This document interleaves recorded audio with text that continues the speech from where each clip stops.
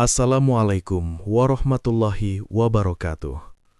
Selamat datang di channel Sunyi Memanggil, tempat di mana kisah-kisah yang terkubur kembali bangkit dalam kegelapan malam.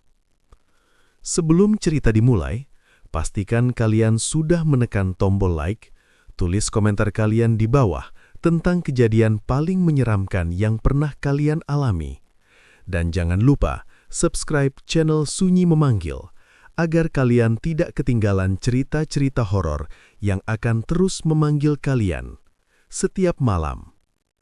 Karena malam ini, sunyi tidak lagi sepi.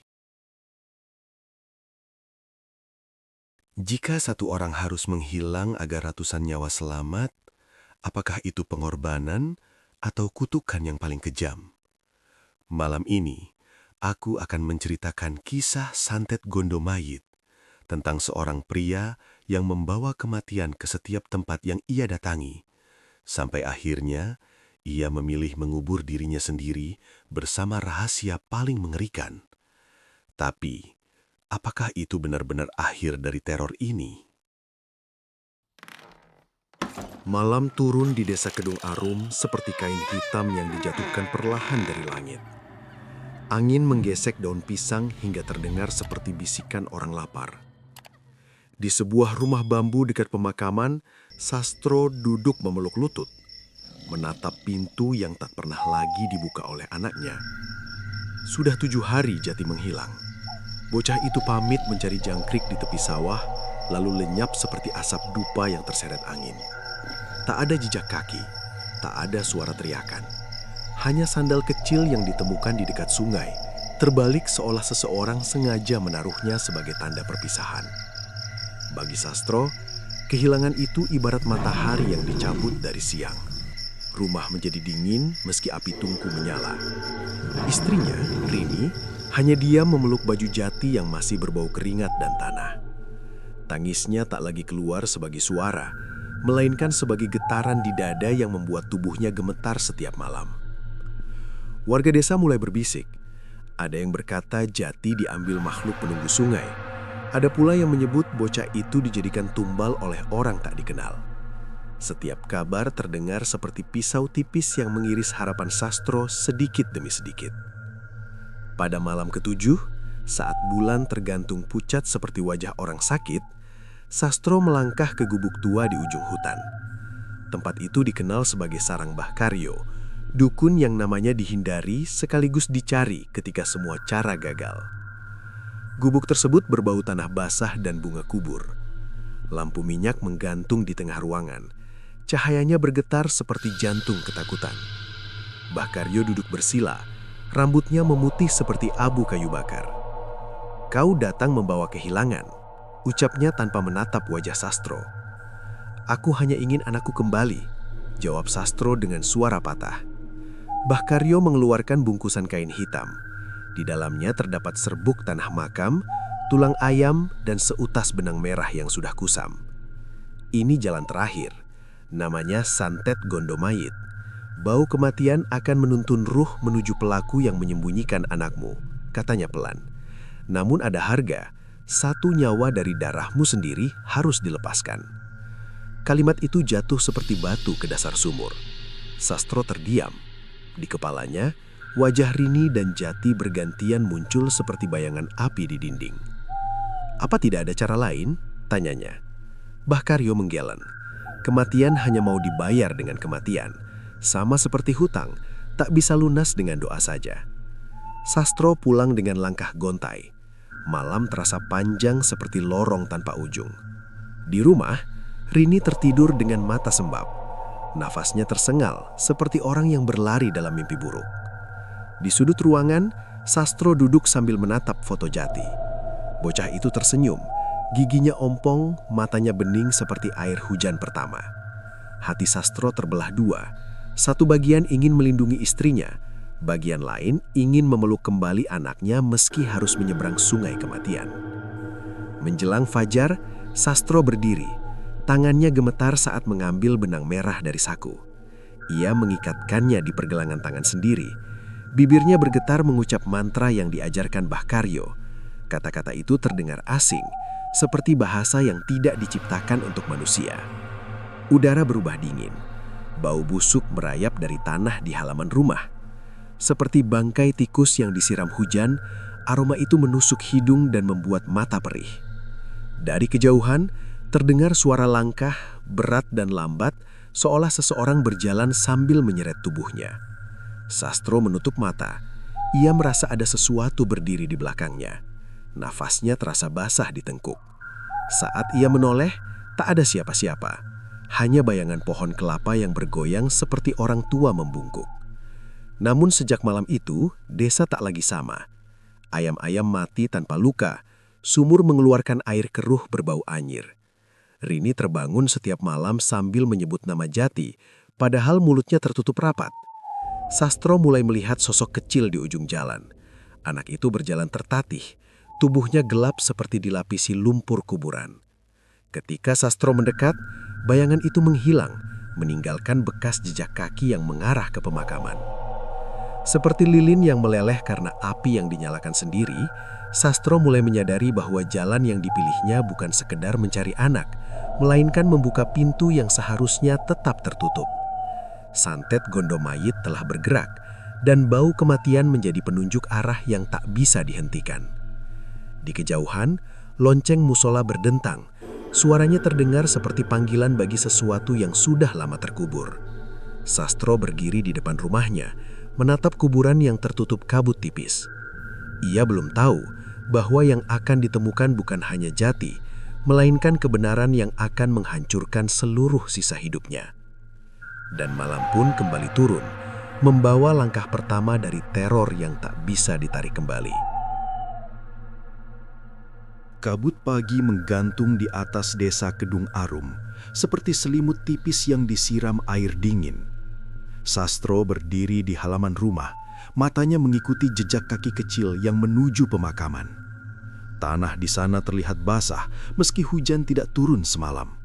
Setiap langkahnya terasa seperti menapaki punggung makhluk tidur yang sewaktu-waktu bisa bangun dan menggigit. Rini keluar membawa selendang. Wajahnya pucat, seolah darah memilih bersembunyi di sudut tubuhnya. "Kau mau kemana?" tanyanya lirih. Sastro tidak menjawab. Pandangannya terkunci pada kabut yang bergerak perlahan, seperti arak-arakan jenazah tanpa suara. Ia melangkah menuju kuburan dengan dada bergetar. Rini mengikuti dari belakang, jaraknya seperti dua orang asing yang dihubungkan oleh luka sama. Di tengah area pemakaman, mereka menemukan tanah tergali kecil. Tidak dalam, hanya cukup untuk menampakkan potongan kain lusuh berwarna coklat. Rini menjerit tertahan. Kain itu milik Jati. Ia mengenalinya dari jahitan di sudut yang pernah diperbaikinya dengan benang biru. "Anakku," bisiknya, seperti memanggil bayangan. Angin mendadak berhenti. Daun kering membeku di udara. Bau busuk naik dari lubang tanah, bukan seperti bangkai biasa, melainkan seperti campuran lumpur, darah lama, dan bunga kubur yang layu. Sastro menutup hidung, namun aroma itu menempel di pikirannya, seperti kenangan buruk yang tak mau pergi. Dari balik kabut, muncul Pak Lurah bersama beberapa warga. Mata mereka menyimpan takut yang disamarkan oleh keberanian palsu. "Kami menemukan ini pagi tadi," ucap Pak Lurah sambil menunjuk lubang tanah. "Ada yang bermain dengan kuburan."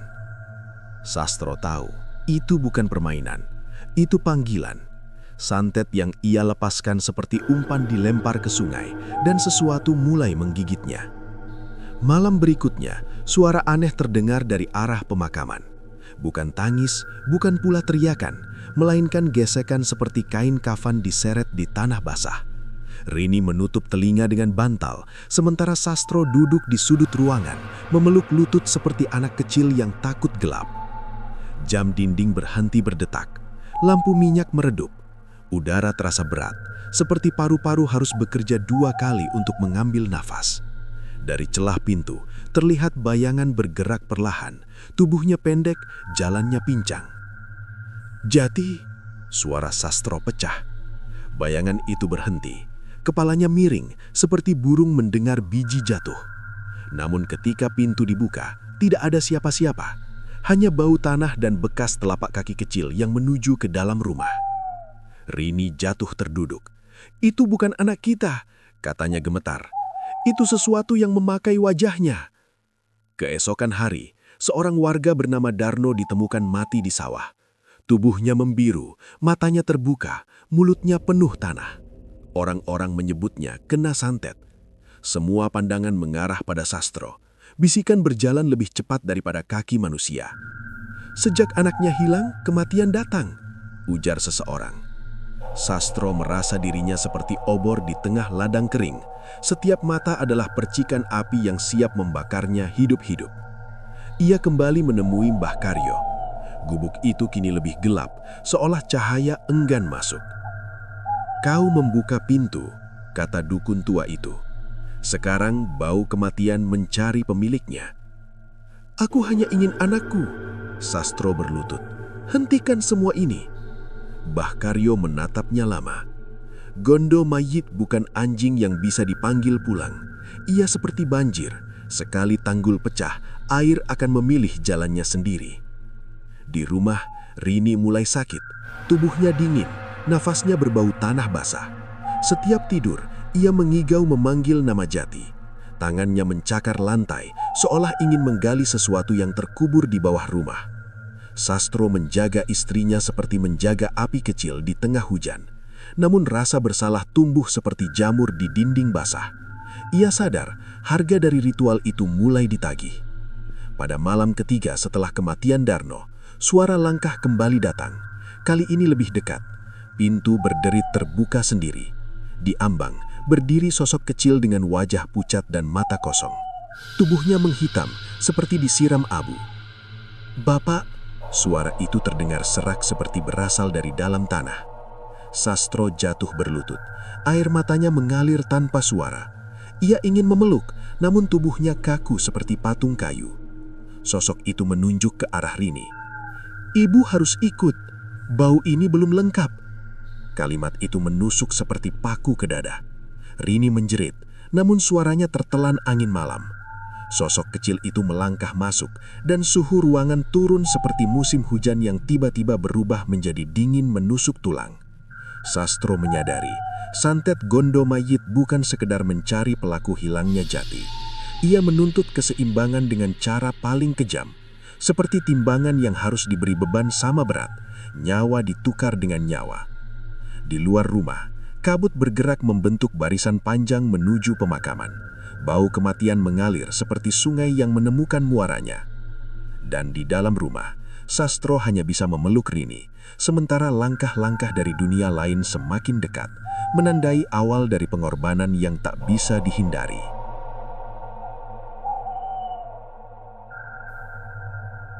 Pagi datang tanpa kehangatan. Matahari muncul seperti bola api yang lupa memberi cahaya. Sastro duduk di samping Rini yang terbaring lemah. Kulit istrinya pucat, bibirnya kering, dan dadanya naik turun seperti perahu kecil di tengah ombak pelan. Bau tanah basah masih melekat di ruangan, seakan malam sebelumnya meninggalkan jejak luka yang tak bisa dihapus. Rini membuka mata perlahan. Pandangannya kosong, seperti jendela rumah yang ditinggal pemiliknya pergi jauh. "Jati, di mana Jati?" bisiknya. Sastro menggenggam tangan istrinya. Tangannya dingin, seolah menggenggam batu sungai yang baru diangkat dari dasar air. Ia ingin berkata jujur, namun kejujuran terasa seperti pisau. Maka ia hanya berkata, ia akan pulang. Kata-kata itu terdengar seperti janji palsu yang diulang agar dirinya sendiri percaya. Di luar rumah, warga berkumpul. Mereka berdiri dengan jarak, seperti orang-orang yang takut tertular penyakit. Pak Lurah berbicara dengan suara berat. Kematian Darno bukan satu-satunya. Semalam, kambing Pak Wiryo ditemukan mati dengan perut terbuka. Bau busuk menyebar ke sawah. Semua mata mengarah ke rumah Sastro. Tatapan mereka seperti paku yang menancap di dinding bambu. Seorang lelaki tua berbisik, "Ini karena santet." Bau kuburan mengikuti keluarganya. Sastro keluar. Kakinya terasa seperti menapak di atas kaca. "Aku tidak membunuh siapapun," katanya lirih. Namun suara manusia sering kalah oleh rasa takut. Desa yang dulu ramah kini berubah menjadi kumpulan wajah curiga. Anak-anak tidak lagi bermain di jalan. Pintu-pintu ditutup lebih awal. Angin membawa bisikan dan bisikan berubah menjadi tuduhan. Menjelang senja, Rini semakin lemah. Nafasnya seperti asap tipis dari kayu basah. Setiap hembusan terdengar berat, seolah paru-parunya diisi tanah. Ia memanggil Jati berkali-kali. Suaranya serak seperti daun kering digesek batu. Sastro memutuskan kembali ke gubuk Mbah Karyo. Hutan terasa lebih gelap dari biasanya. Pohon-pohon berdiri seperti penjaga kubur yang lupa tidur. Burung tidak bersuara, bahkan serangga seolah menahan nyanyiannya. Mbah Karyo duduk di tempat semula. Wajahnya tampak lebih tua, matanya seperti sumur tanpa dasar. "Ambil kembali apa yang kau lepaskan," kata Sastro. "Istriku sekarat." Dukun itu menghela nafas panjang. Santet gondo mayit seperti api yang disiram minyak. Ia berjalan sampai menemukan korban terakhir. Jika ingin berhenti, kau harus mengikuti jalannya. "Apa maksudmu?" "Pergilah ke sungai tempat sandal anakmu ditemukan. Di sana kebenaran bersembunyi." Sastro pulang dengan kepala penuh suara. Sungai itu bukan tempat biasa. Arusnya tenang, namun dasarannya dalam. Banyak orang percaya roh penunggu tinggal di sana. Malam turun. Rini menggigil. Tubuhnya panas, tetapi tangannya dingin. Di luar, kabut kembali datang, lebih tebal dari sebelumnya. Suara langkah terdengar lagi. Kali ini bukan satu, melainkan banyak. Seperti rombongan orang berjalan tanpa sepatu. Sastro membuka pintu. Di halaman berdiri beberapa sosok kecil. Wajah mereka pucat, mata kosong, tubuhnya gelap seperti dibalut lumpur. Di tengah barisan itu, Jati berdiri paling depan. Senyumnya tidak seperti dulu. Senyum itu seperti garis yang digambar pada topeng. "Bapak harus ikut kami," kata suara kecil itu. "Ibu sudah siap." Sastro ingin berteriak, namun suaranya tertahan di tenggorokan. Rini bangun dari tempat tidur, melangkah perlahan menuju pintu. Kakinya menyeret lantai, seperti orang berjalan dalam air. "Jati, ibu rindu," katanya. Sastro memeluk Rini dari belakang. "Jangan pergi." Namun Rini tersenyum. Senyumnya seperti bunga yang mekar di tanah kubur. "Ia memanggilku, aku tidak bisa menolak." Tubuh Rini tiba-tiba terkulai. Nafas terakhir keluar bersama bau tanah yang semakin kuat. Sastro jerit, namun jeritannya tenggelam oleh kabut dan langkah makhluk itu. Sosok-sosok kecil menghilang bersama malam, meninggalkan kesunyian yang lebih menakutkan daripada suara. Sastro duduk di samping jenazah istrinya. Air mata jatuh tanpa suara, seperti hujan di atas pasir. Rumah itu kini kosong, meskipun tubuh Rini masih di sana. Kehilangan terasa seperti lubang di dada yang tak bisa ditutup kain apapun. Keesokan hari, ia pergi ke sungai. Air mengalir tenang, memantulkan langit abu-abu. Di tepi, ia melihat bekas galian kecil. Tanahnya masih lembab. Di sana terletak tulang kecil dan potongan kain baju Jati. Tubuh Sastro gemetar. Ia menggali dengan tangan sendiri. Tidak lama kemudian, ia menemukan sesuatu yang membuat jantungnya berhenti sejenak. Kerangka kecil, terbungkus kain lusuh. Di lehernya tergantung benang merah yang sama seperti miliknya. Sastro terjatuh. Dunia terasa berputar seperti roda rusak. Ia sadar, anaknya tidak diculik siapapun. Jati mati sejak hari pertama. Tenggelam di sungai, lalu dikubur diam-diam oleh tangan tak terlihat. Santet yang ia lepaskan bukan untuk menemukan penculik, melainkan membangunkan kematian itu sendiri. Seperti orang menyalakan lampu di ruangan penuh mayat, ia telah memanggil sesuatu yang tidak ingin kembali tidur. Bau kematian bukan penunjuk jalan, melainkan suara balasan. Sastro menggenggam tulang anaknya. Air sungai mengalir di kakinya, dingin seperti penyesalan. Ia mengerti sekarang. Harga yang diminta bukan satu nyawa saja, melainkan seluruh sisa hidupnya. Dan di kejauhan, kabut mulai bergerak lagi, seolah kematian belum selesai menghitung hutangnya. Langit sore tampak kusam, seolah warna biru dilap dengan kain abu-abu. Sastro berjalan pulang dari sungai sambil menggendong tulang kecil yang dibungkus kain lusuh. Langkahnya goyah seperti orang meniti jembatan rapuh. Setiap hembusan angin terasa membawa bisikan, seakan alam ikut menghakimi pilihan yang pernah ia buat. Rumahnya kini tidak lagi menyerupai tempat pulang. Dinding bambu tampak lebih sempit. Udara di dalamnya terasa seperti kamar tanpa jendela. Di sudut ruangan, jenazah Rini masih terbujur kaku. Wajah istrinya tenang, namun ketenangan itu seperti danau yang menyimpan arus dalam. Sastro menaruh tulang jati di samping tubuh Rini. Ia duduk di antara keduanya, seperti batu nisan yang belum diberi nama. "Maafkan Bapak," bisiknya. Suaranya pecah, seperti kaca diinjak kaki telanjang. Malam turun perlahan. Tidak ada lampu yang dinyalakan. Gelap merayap dari sudut-sudut rumah seperti tinta yang tumpah di atas kertas putih. Dari luar terdengar suara warga berkumpul. Langkah kaki dan gumam marah menyatu dengan suara jangkrik. Pak Lurah mengetuk pintu dengan keras. "Sastro, buka.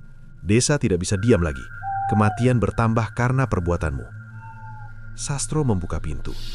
Di hadapannya berdiri orang-orang dengan wajah tegang. Obor menyala di tangan mereka. Cahayanya membuat bayangan bergerak seperti makhluk lain. "Aku sudah kehilangan segalanya," kata Sastro lirih. "Anakku mati, istriku menyusul." Seorang pria menunjuk ke arah rumah. "Justru itu, bau kematian keluar dari sini. Santet yang kau lepaskan belum selesai." Kerumunan mundur ketika angin membawa aroma tanah basah dari dalam rumah. Seperti bau kuburan yang dibuka paksa, udara itu membuat beberapa orang menutup hidung. Mbah Karyo tiba dengan langkah lambat. Rambut putihnya terlihat lebih kusut, seolah semalam ia bergulat dengan mimpi buruk. "Gondo mayit mencari keseimbangan," ucapnya. "Ia seperti timbangan tua. Jika satu sisi berat, sisi lain akan ditarik sampai sejajar." "Apa yang harus kulakukan?" tanya Sastro. "Bawalah tulang anakmu ke pemakaman, kuburkan bersama ibumu Bumi, lalu kau sendiri harus mengikuti ritual penutup. Hanya itu jalan agar bau ini berhenti." Kata-kata itu jatuh seperti palu. Namun Sastro tidak melawan. Ia merasa hidupnya sudah seperti perahu bocor. Bertahan hanya menunda tenggelam. Malam itu, mereka berjalan menuju kuburan. Obor menerangi jalan tanah yang licin. Kabut turun, membentuk lorong putih di antara pohon-pohon. Di setiap langkah, Sastro merasa seperti berjalan masuk ke perut bumi. Di dekat makam tua, tanah digali kembali. Tulang jati diletakkan perlahan. Sastro menaburkan tanah dengan tangan sendiri. Setiap genggaman terasa berat, seolah mengubur bagian dari jiwanya. Mbah Karyo mengeluarkan benang merah dan menaruhnya di atas gundukan tanah. Ia membaca mantra dengan suara serak. Angin berhenti. Daun-daun diam seperti pendengar setia. Tiba-tiba, kabut bergerak membentuk sosok-sosok kecil. Bayangan anak-anak muncul mengelilingi makam. Mata mereka kosong, tubuhnya gelap seperti arang. Di tengah, Jati berdiri tanpa senyum. "Bapak datang terlambat," kata suara kecil itu. "Kami sudah berjalan jauh." Sastro melangkah maju, lututnya gemetar. "Bapak di sini sekarang." Bayangan itu mengangkat tangan, menunjuk dada Sastro. "Bau ini masih ada, harus dibersihkan." Suhu udara turun drastis, obor-obor meredup, warga mundur dengan wajah pucat. Sastro berdiri sendirian di depan makam, seperti lilin terakhir sebelum padam. Mbah Karyo berteriak, "Jika kau ingin berhenti, serahkan dirimu, jangan melawan panggilan." Sastro menutup mata. Ia teringat tawa Jati, masakan Rini, suara pagi yang dulu biasa saja. Semua kenangan itu kini seperti gambar di air yang diusap tangan. Ia melangkah ke dalam lingkaran kabut. Sosok-sosok kecil mendekat, bau tanah semakin kuat. Nafasnya terasa berat, seolah paru-paru diisi pasir. Namun ia tidak berlari. Ia berdiri tegak, seperti pohon yang menunggu ditebang. Dalam sekejap, kabut menyelimuti tubuhnya. Orang-orang tidak lagi melihat Sastro, hanya pusaran putih yang bergerak pelan menuju makam. Ketika kabut menghilang, di sana hanya ada tanah yang lebih tinggi dari sebelumnya. Suara jangkrik kembali terdengar. Angin bertiup pelan, membawa aroma biasa, bukan bau kematian. Warga pulang tanpa bicara. Malam terasa sunyi, seperti setelah hujan besar. Desa Kedung Arum kembali bernafas, meski dengan luka yang belum sembuh.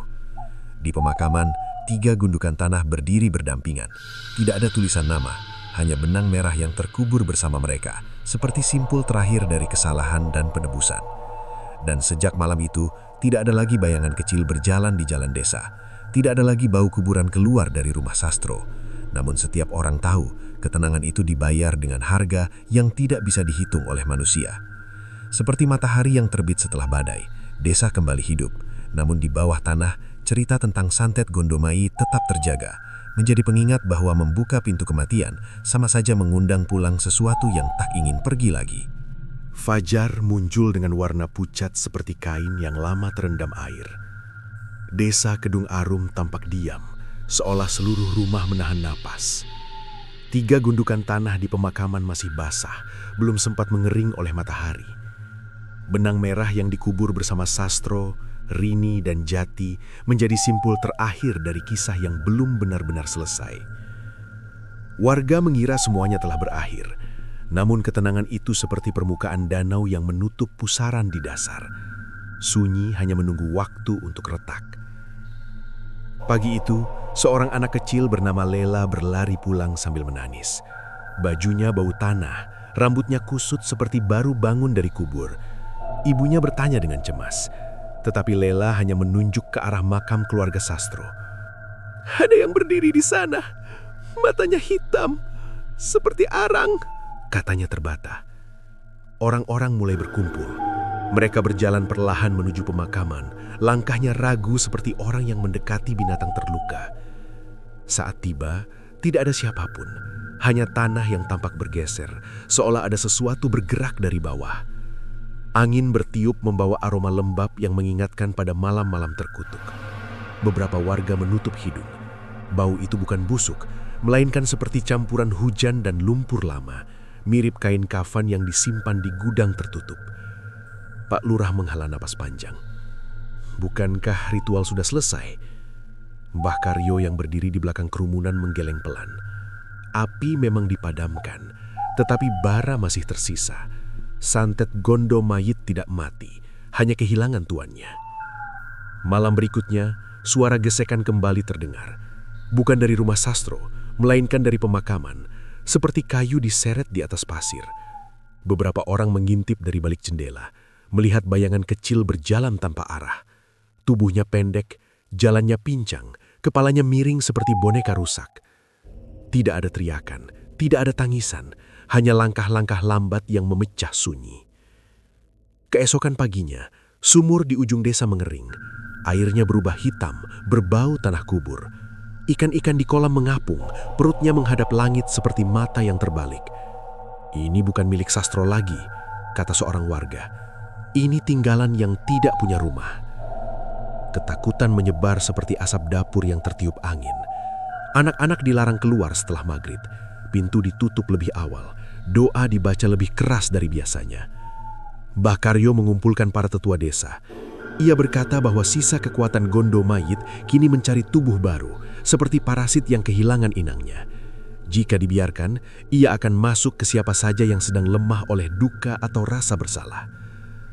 Dan pada malam ketiga, korban pertama muncul.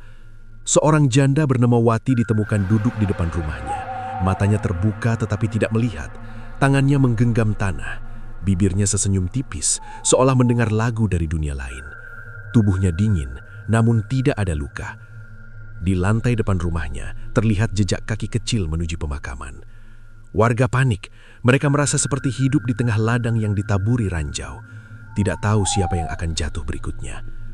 Pak Lurah memohon pada Mbah Karyo untuk menghentikan semuanya. Dukun tua itu terdiam lama. "Satu cara tersisa," katanya. "Bara harus dikubur lebih dalam. Dibutuhkan orang yang tidak punya ikatan dengan korban sebelumnya." Seorang pemuda bernama Arga maju. Ia baru pindah ke desa sebulan lalu, tidak mengenal Sastro, tidak tahu cerita lama. Hatinya masih bersih dari luka keluarga itu. "Aku mau membantu," ucapnya. "Jika tidak ada yang berani, desa ini akan hancur perlahan." Malam ritual dilakukan di pemakaman. Obor menyala membentuk lingkaran. Kabut turun seperti tirai tebal. Mbah Karyo menggambar simbol di tanah dengan abu kayu. Arga berdiri di tengah, wajahnya tegang namun matanya tegas. "Jika kau melihat apapun, jangan mendekat," pesan dukun tua itu. Saat mantra dibacakan, udara terasa berat. Tanah di 3 makam bergerak, kabut menggumpal, membentuk sosok kecil. Wajahnya seperti jati, tetapi matanya kosong. Di belakangnya muncul bayangan Rini dan Sastro, pucat seperti patung kapur. Arga gemetar, namun ia tetap berdiri. Ia menutup mata, mengingat alasan datang ke desa ini, mencari hidup baru setelah kehilangan keluarganya sendiri. Sosok kecil itu mendekat, bau tanah semakin kuat. Arga merasa dadanya seperti ditindih batu. Namun ia tidak lari. Ia melangkah maju 1 langkah, seperti orang menantang ombak. "Pergilah," katanya lirih. "Tidak ada lagi tubuh untuk kalian ambil." Kabut berputar, bayangan-bayangan itu mengecil seperti api lilin yang kehabisan udara. Dalam sekejap, semuanya lenyap. Angin kembali bergerak, bau tanah menghilang. Mbah Karyo jatuh duduk, napasnya terengah-engah. "Selesai," katanya pelan. Keesokan harinya, matahari terbit dengan warna cerah. Sumur kembali jernih, tidak ada lagi jejak kaki kecil di jalan. Desa perlahan hidup seperti semula, meski luka masih tertinggal di ingatan. Arga berdiri di pemakaman menatap 3 gundukan tanah. Ia merasa seperti penjaga terakhir sebuah rahasia. Kisah santet gondo mayit tidak lagi berjalan, tetapi bekasnya tetap tertulis di tanah dan di hati orang-orang. Seperti bekas luka yang menutup namun tidak pernah hilang. Cerita itu menjadi pelajaran pahit, bahwa memanggil kematian sama dengan mengundang gelap masuk ke rumah sendiri. Dan sejak malam itu, tidak ada lagi suara langkah kecil di desa Kedung Arum. Hanya angin, pohon, dan kenangan tentang keluarga yang hilang karena pilihan yang tidak bisa ditarik kembali.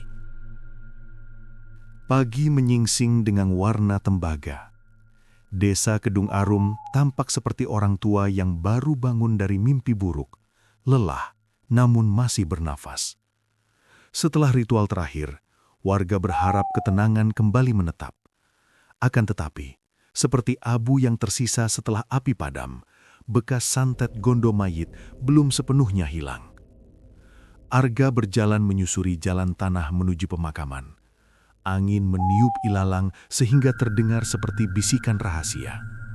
Ia merasa dadanya berat, seolah memikul karung pasir yang tidak terlihat. Sejak malam pengusiran, tidurnya selalu dipenuhi bayangan kecil dan wajah pucat yang memanggil tanpa suara. Di depan 3 gundukan tanah, ia berhenti. Benang merah sudah tidak tampak, namun tanah di atasnya masih lebih gelap dari sekitar.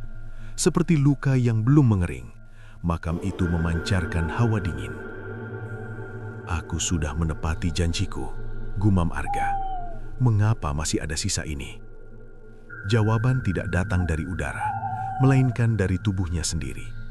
Jantungnya berdebar aneh, seperti dipukul dari dalam.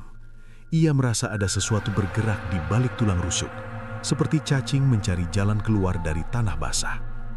Hari itu, seorang bocah laki-laki jatuh pingsan di sekolah. Mulutnya mengeluarkan aroma lumpur, matanya memutih. Guru-guru panik, membawa anak itu ke rumah Pak Lurah. Mbah Karyo dipanggil lagi. Ketika dukun tua itu memeriksa, ia menggeleng. "Bukan gondo mayit yang utuh," katanya. "Ini serpihan, seperti pecahan kaca dari jendela pecah, masih bisa melukai." Warga saling pandang. Ketakutan kembali seperti tikus keluar dari lubang saat malam turun. Malam berikutnya, Arga terbangun oleh suara air menetes. Bukan dari atap, melainkan dari dalam rumah. Di lantai terlihat bekas telapak kaki kecil menuju kamarnya. Jejak itu berhenti di depan tempat tidur. Udara menjadi dingin. Nafasnya keluar sebagai uap tipis. Di sudut ruangan, muncul bayangan seperti anak kecil duduk memeluk lutut. Wajahnya tidak jelas, namun bau tanah menyertai kehadirannya. "Kau yang membuka pintu, sekarang kau penjaganya." Arga ingin berteriak, tetapi suaranya terkunci di tenggorokan. Tubuhnya kaku seperti patung kayu. Bayangan itu mendekat, lalu masuk ke dalam dadanya seperti asap disedot angin. Arga terjatuh, pingsan. Pagi datang bersama demam tinggi. Tubuh Arga panas, tetapi tangannya dingin. Ia mengigau memanggil nama yang tidak dikenalnya. Ibunya yang tinggal di kota datang menjenguk, namun tidak memahami apa yang terjadi di desa ini. Mbah Karyo memeriksa lagi.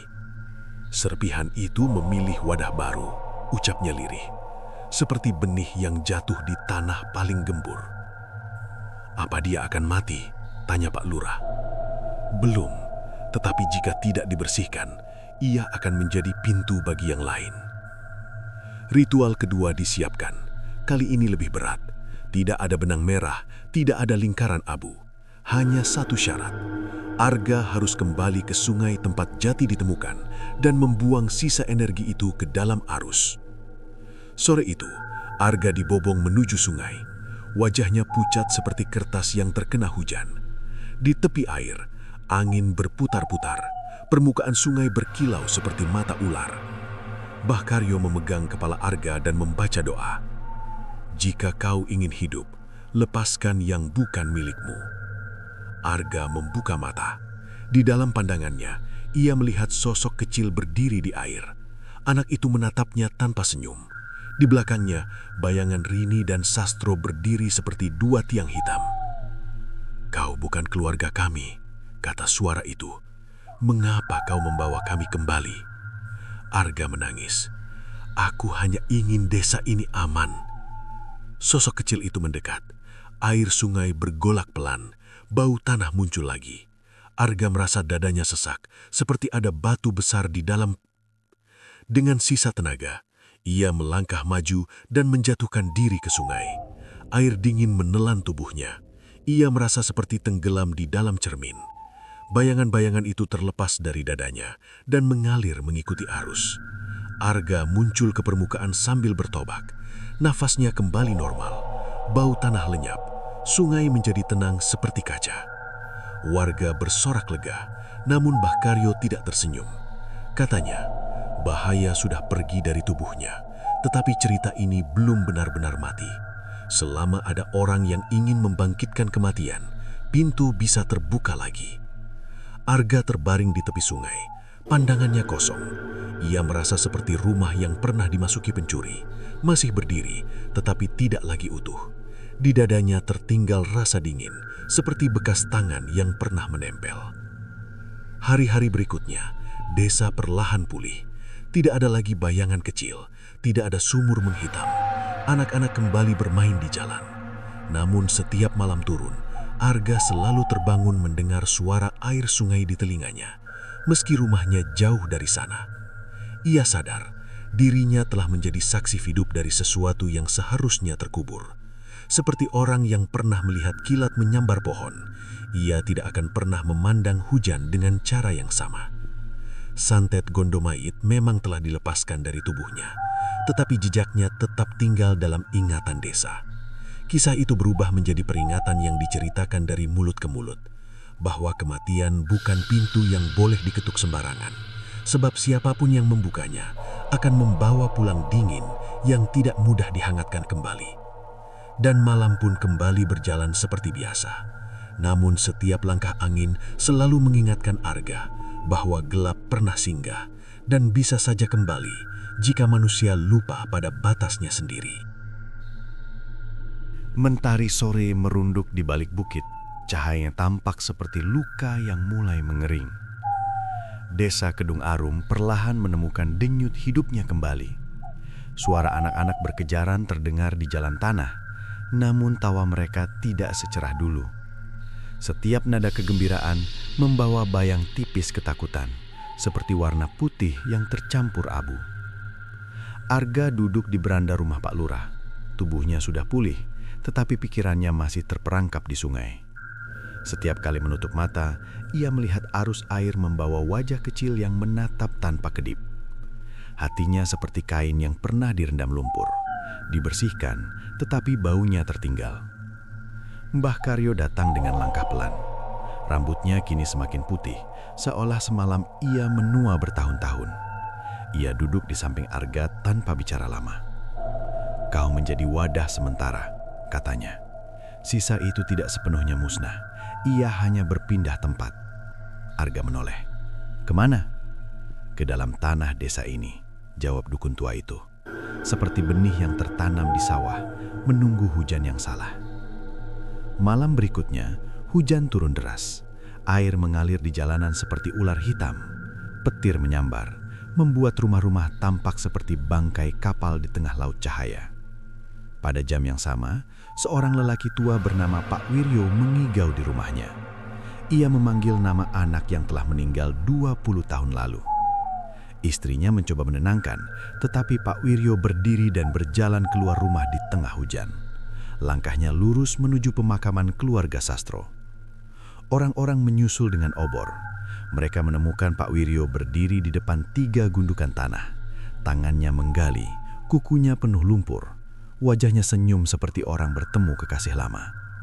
"Anakku di sini," katanya lirih. "Ia memanggilku pulang." Pak Lurah berusaha menariknya, namun tubuh lelaki tua itu terasa berat seperti batang pohon basah. Ketika akhirnya mereka menjauhkan Pak Wiryo, di dalam lubang kecil tampak tulang ayam dan tanah yang masih bergerak, seolah bernafas. Keesokan paginya, Pak Wiryo meninggal di tempat tidur. Tidak ada luka, hanya senyum tipis di wajahnya dan bau tanah yang kembali hadir.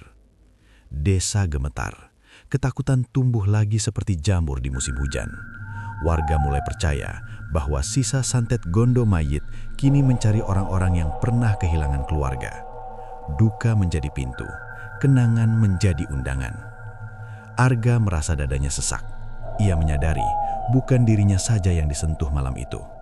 Sungai telah membawa serpihan ke tanah, dan tanah menyebarkannya ke hati manusia.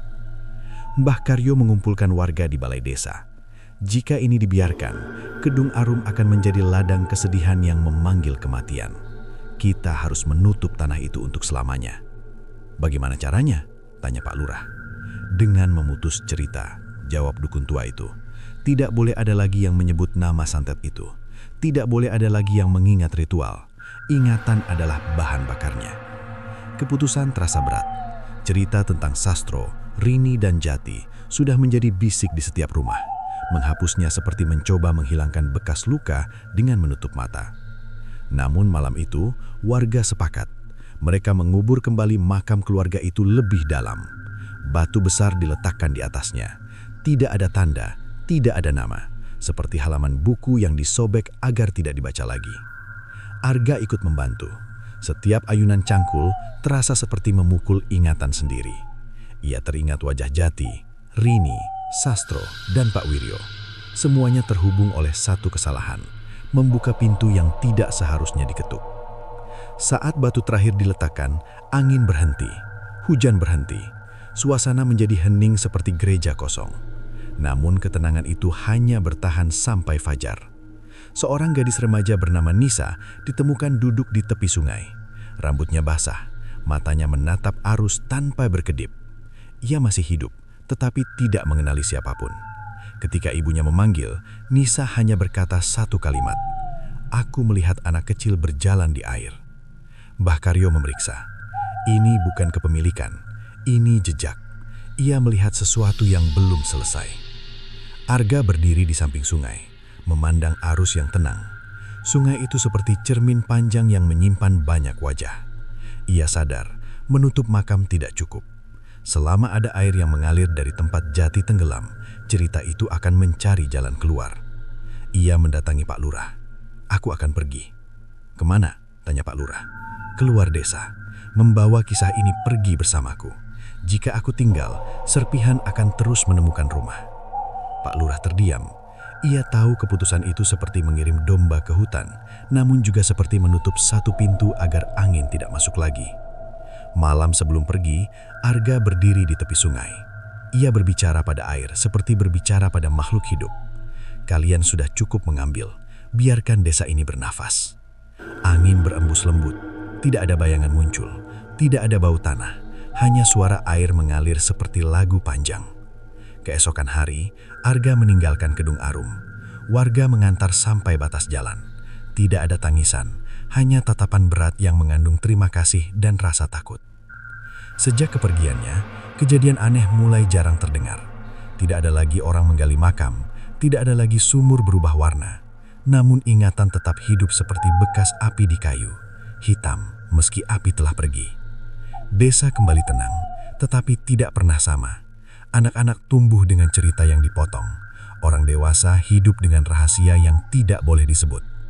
Santet Gondomait menjadi seperti nama yang tidak diucapkan, tetapi dirasakan. Seperti bayangan di belakang matahari, ia tidak terlihat, namun selalu mengikuti. Dan di luar desa, Arga berjalan membawa kisah itu dalam dadanya, seperti orang membawa bara dalam genggaman. Tidak menyala, tetapi cukup panas untuk mengingatkan bahwa api pernah ada. Arga berjalan menjauh dari desa Kedung Arum saat matahari baru naik setinggi tombak. Jalan tanah memanjang seperti ular coklat yang menuntunnya ke dunia baru. Di punggungnya hanya ada tas kecil, tetapi di dadanya tersimpan beban yang jauh lebih berat daripada karung beras. Setiap langkah terdengar seperti detak jam yang mengantar masa lalu menuju tempat yang tidak dikenal. Ia tiba di sebuah kampung pesisir bernama Wanatirta. Angin laut membawa bau asin dan suara ombak seperti nafas raksasa yang sedang tidur. Arga berharap air laut bisa menghapus jejak sungai yang masih mengalir di pikirannya. Namun ingatan bukan debu yang mudah disapu, melainkan tinta yang telah meresap ke kertas jiwa. Penduduk Wanatirta ramah. Mereka memberinya tempat tinggal di rumah kosong dekat pantai. Malam pertama terasa tenang. Tidak ada kabut, tidak ada bayangan kecil. Hanya suara ombak yang memukul batu seperti genderang lambat.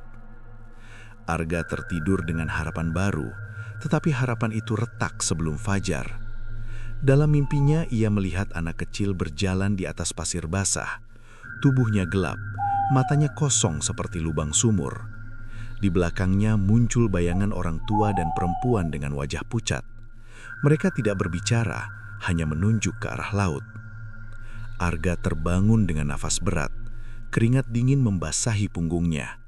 Bau tanah muncul sebentar, lalu hilang seperti asap tertiup angin. Ia menutup wajah dengan kedua tangan. "Aku sudah pergi," bisiknya. "Mengapa kalian mengikuti?" Hari demi hari berlalu. Arga bekerja membantu nelayan menarik jala. Siang hari terasa normal, tetapi setiap malam mimpi itu kembali. Sosok kecil berdiri di bibir pantai, memanggil tanpa suara. Seperti burung yang terus kembali ke sarang lama, kenangan itu tidak mau pergi. Suatu sore, seorang bocah bernama Raka berlari ke rumah Arga. Wajahnya pucat. "Om, aku lihat anak hitam berdiri di laut," katanya terbata. Jantung Arga berdegup kencang. Ia mengikuti Raka ke pantai. Di sana hanya ada ombak dan burung camar. Namun di pasir tampak jejak kaki kecil yang menuju air, lalu lenyap begitu saja. Desa pesisir mulai gelisah. Ikan tangkapan berkurang. Beberapa perahu rusak tanpa sebab jelas. Angin membawa bau lumpur, bukan bau laut. Seperti dua dunia bercampur. Sungai seakan datang ke pantai. Arga mendatangi sesepuh kampung, seorang lelaki tua bernama Ki Sagara. Rambutnya putih, matanya tajam seperti mata elang yang terbiasa menatap jauh. "Ada sesuatu yang kau bawa dari tempat asalmu," kata Ki Sagara setelah mendengar cerita Arga. "Seperti benih asing jatuh di tanah baru. Aku ingin lepas dari ini. Aku tidak mau desa ini mengalami apa yang terjadi di Kedung Arum." Ki Sagara mengangguk. Air laut bisa membersihkan banyak hal, tetapi tidak untuk luka yang belum ditutup. Kau harus menutup pintu yang masih terbuka. Malam itu Ki Sagara menyiapkan ritual sederhana di pantai. Tidak ada mantra panjang, hanya lingkaran batu dan api kecil. Arga diminta berdiri menghadap laut. Bayangkan semua bayangan itu seperti pasir di tanganmu. Jika kau genggamnya, ia akan melukai. Jika kau lepaskan, ia akan kembali ke tempat asal. Arga menutup mata. Ia melihat wajah Jati, Rini, Sastro, Pak Wiryo, dan sosok kecil lainnya. Semua berdiri seperti penonton di tepi air. "Aku tidak ingin membawa kalian lagi," katanya lirih. "Kembalilah." Angin berembus kencang, ombak naik tinggi. Bau tanah muncul sebentar, lalu tersapu aroma asin. Arga merasa dadanya ringan, seperti batu yang diangkat dari dasar sumur. Namun ketika ia membuka mata, ia melihat satu sosok masih berdiri di air. Anak kecil dengan mata gelap. Ia menunjuk ke arah Arga. "Kau saksi kami. Jika kau lupa, kami akan mencari jalan lain." Tubuh Arga gemetar. Ia mengerti, bukan kemarahan yang tertinggal, melainkan ikatan, seperti tali yang tidak dipotong, hanya dilonggarkan. Keesokan hari, keadaan Wanatirta kembali normal. Nelayan mendapat ikan banyak, tidak ada lagi bau lumpur. Raka tidak melihat anak hitam lagi. Orang-orang mengira semuanya selesai. Namun Arga tahu, cerita itu belum mati. Ia hanya berubah bentuk seperti air yang berpindah dari sungai ke laut. Arga memutuskan tidak tinggal lama. Ia menulis kisah Kedung Arum dan Wanatirta di sebuah buku kecil. Bukan untuk menakut-nakuti, tetapi sebagai peringatan. Ia percaya cerita yang disimpan diam akan membusuk seperti air di wadah tertutup. Sedangkan cerita yang ditulis bisa menjadi penunjuk jalan agar orang lain tidak jatuh ke lubang yang sama. Malam terakhir sebelum pergi, Arga duduk di pantai. Bulan memantul di air seperti mata yang mengawasi. Ia merasa seperti penjaga pintu yang tidak pernah diminta, tetapi terlanjur berdiri di sana. "Aku akan terus berjalan," katanya pada laut. "Jika kalian mencari, carilah aku, bukan desa lain." Ombak menjawab dengan suara panjang. Tidak ada bayangan muncul, tidak ada bau tanah, hanya angin dan cahaya bulan. Namun jauh dalam hatinya, Arga tahu, Santet Gondomait tidak lagi tinggal di satu desa. Ia telah menjadi cerita yang berjalan bersama manusia. Seperti bayangan mengikuti tubuh, ia akan selalu ada selama ada orang yang ingin membuka pintu kematian demi keinginan sendiri. Dan langkah Arga pun berlanjut, membawa kisah itu ke jalan yang lebih jauh, menuju bab terakhir yang menunggu di ujung perjalanan. Langkah Arga akhirnya berhenti di sebuah kota kecil di kaki gunung, tempat kabut turun setiap sore seperti tirai panggung yang menutup pertunjukan dunia. Kota itu bernama Wanasari. Tidak ada sungai besar, tidak ada pantai, hanya hutan pinus dan ladang kentang yang sunyi. Arga memilih tempat ini karena ia percaya tanah tinggi akan memutus jejak air yang selalu membawa bayangan masa lalu. Ia bekerja sebagai penjaga gudang tua milik koperasi desa. Hidupnya sederhana. Pagi menyapu lantai, siang minum kopi pahit, malam tidur tanpa mimpi. Beberapa minggu berlalu tanpa kejadian aneh. Tidak ada bau tanah, tidak ada suara langkah kecil. Hatinya mulai merasa ringan, seperti burung yang menemukan cabang baru setelah lama terbang tanpa arah. Namun suatu malam, kabut turun lebih tebal dari biasanya. Lampu jalan tampak seperti bintang tenggelam di laut putih. Arga berjalan pulang sambil memeluk jaket tipis. Di persimpangan jalan, ia melihat seorang anak kecil berdiri sendirian. Tubuh anak itu basah oleh embun. Matanya hitam seperti lubang sumur. Ia tidak menangis, tidak tersenyum, hanya berdiri menunggu. "Siapa kamu?" tanya Arga. Anak itu menunjuk dadanya sendiri. "Aku yang kau bawa." Kalimat itu jatuh seperti batu ke permukaan danau. Arga mundur selangkah. Bau tanah muncul lagi, tipis namun jelas, seperti bau hujan yang jatuh di makam lama. "Sudah kukembalikan kalian ke sungai, ke laut," bisik Arga. Anak itu menggeleng. Cerita tidak bisa ditenggelamkan. Ia berjalan bersama yang mengingat. Kabut bergerak membentuk bayangan lain. Di belakang anak itu muncul sosok perempuan dan lelaki. Wajah Rini dan Sastro pucat seperti patung kapur. Mereka tidak berbicara, hanya menatap Arga dengan mata kosong. Hati Arga terasa seperti kain yang ditarik dari dua arah. Ia sadar, selama ia hidup dan mengingat, Santet Gondomait tidak benar-benar mati. Ia hanya menumpang di dadanya seperti penumpang gelap. Arga berlari menuju gudang tua. Ia masuk dan mengunci pintu. Nafasnya berat, keringat dingin mengalir di pelipis. Di luar, kabut mengetuk dinding kayu seperti hujan tanpa air. "Aku tidak mau membawa kalian lagi," teriak Arga. "Aku ingin hidup." Suara anak kecil terdengar dari balik pintu. Kami juga ingin pulang, tapi rumah kami ada di dalam dirimu. Kata-kata itu seperti paku yang dipukul ke tulang. Arga jatuh duduk. Ia teringat semua kejadian, Kedung Arum, sungai, Wanatirta, wajah-wajah yang pergi. Semua terhubung oleh satu simpul, dirinya. Ia mengerti sekarang, santet Gondomayit tidak sekedar ritual. Ia adalah luka yang berpindah, seperti api kecil yang dibawa dari satu obor ke obor lain. Selama ada satu orang yang menyimpan kisahnya, api itu akan tetap hidup. Arga berdiri perlahan. Ia membuka pintu gudang. Kabut menyelimuti halaman. Anak kecil itu berdiri paling depan. "Apa yang harus kulakukan agar kalian berhenti?" tanya Arga. Anak itu menunjuk ke arah hutan pinus. Tempat tanpa nama, tempat orang tidak lagi mengingat. Arga berjalan mengikuti bayangan-bayangan itu menuju hutan. Langkahnya terasa seperti berjalan di dalam mimpi. Pohon-pohon berdiri seperti tiang gereja raksasa. Tidak ada suara burung, tidak ada angin, hanya kabut dan detak jantungnya sendiri. Di tengah hutan terdapat lubang besar bekas pohon tumbang. Tanahnya hitam dan dalam, seperti mulut bumi yang terbuka. "Masuklah," kata suara kecil itu. Arga menggeleng. "Jika aku masuk, aku tidak kembali. Jika kau tetap hidup, kami akan terus mencari jalan," jawab anak itu. Desa demi desa. Arga teringat wajah anak-anak di Kedung Arum, Raka di pantai, Nisa di sungai, Pak Wiryo di makam. Ia seperti orang yang membawa penyakit tanpa sadar. Di mana ia tinggal, bayangan akan datang. Ia tersenyum pahit. "Berarti aku ini jembatan." Bayangan Rini melangkah maju. Wajahnya lembut seperti ibu yang memanggil anak pulang. "Kau bukan pembunuh, kau hanya penjaga terakhir." Arga menatap langit yang tertutup kabut. Tidak ada bintang, tidak ada bulan.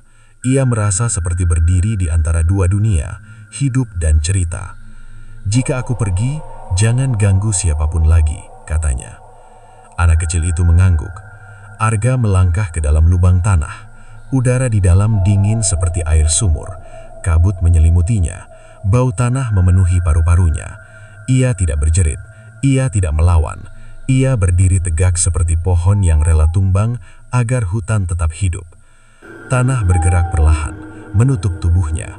Bayangan-bayangan hilang satu persatu, seperti asap yang ditiup angin pagi. Keesokan hari, warga Wanasari menemukan lubang tanah di tengah hutan. Tidak ada mayat, tidak ada darah, hanya jejak kaki yang berhenti di tepi lubang. Sejak hari itu, tidak pernah ada cerita tentang anak hitam, bau kuburan, atau langkah kecil di malam hari. Desa-desa kembali normal, sungai mengalir tanpa bayangan, laut bernapas tanpa membawa lumpur. Namun di Kedung Arum, orang-orang tua masih berbisik jika angin berhembus dari arah gunung. Mereka berkata, ada seorang pemuda yang memilih menjadi penutup pintu agar kematian tidak berjalan lagi. Seperti lilin yang habis agar ruangan terang, Arga menghilang supaya cerita berhenti berjalan. Santet Gondomayit akhirnya berakhir bukan karena ritual, bukan karena mantra, melainkan karena satu manusia memilih menanggung seluruh kisah sendirian. Dan sejak saat itu, tidak ada lagi bau tanah yang berjalan di malam hari. Hanya angin, hutan, dan sunyi yang mengingatkan bahwa pernah ada cerita tentang kematian yang dikubur bersama seorang penjaga terakhir. Arga mungkin sudah lenyap di dalam tanah, tapi penduduk Kedung Arum masih mencium bau kubur setiap kali kabut turun dari gunung.